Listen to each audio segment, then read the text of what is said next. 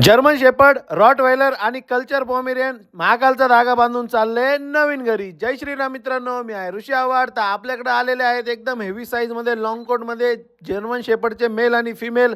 तसेच आपल्याकडे culture Pomeranian देखील आलेले आहेत. तर हा कल्चर पॉमेरियन जाणार आहे सिल्लोडसाठी, त्याच्यामुळे आपण त्याला करत आहे रेडी. तर बाकीच्याही पिल्लांना आपण फिडिंग देऊन घेतले आणि जो सिल्लोडसाठी जाणार होता त्याच्या गळ्यामध्ये बांधलाय महाकालचा धागा.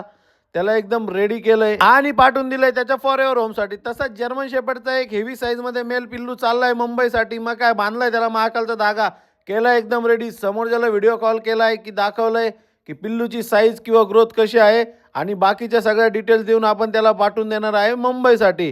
तर आपण त्याला पार्सल केलेलं आहे मुंबईसाठी या बसमध्ये.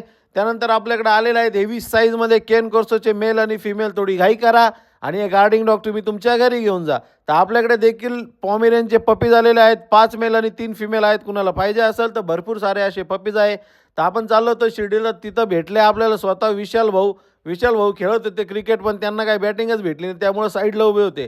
घरी आल्यानंतर आपली डिटेक्टिव्ह घुसते घरामध्ये, कारण तिचे पिल्लं घरामध्ये होते. तिला काय कोणाची गरज नाही, तिने स्वतःनी दरवाजा उघडलाय आणि घुसली आहे घरामध्ये. तर तिच्या पिल्लांवरती अशी काळजी घेते, घरात जाय बाहेर जाय, ती एकदम क्लेवर अशी गर्ल आहे.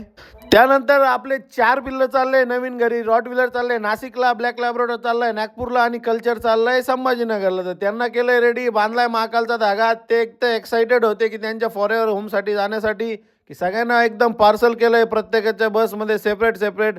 हे पिल्लू चाललंय मुंबईसाठी. तर टाटा बाय बाय करून आपण चाललोय घरी.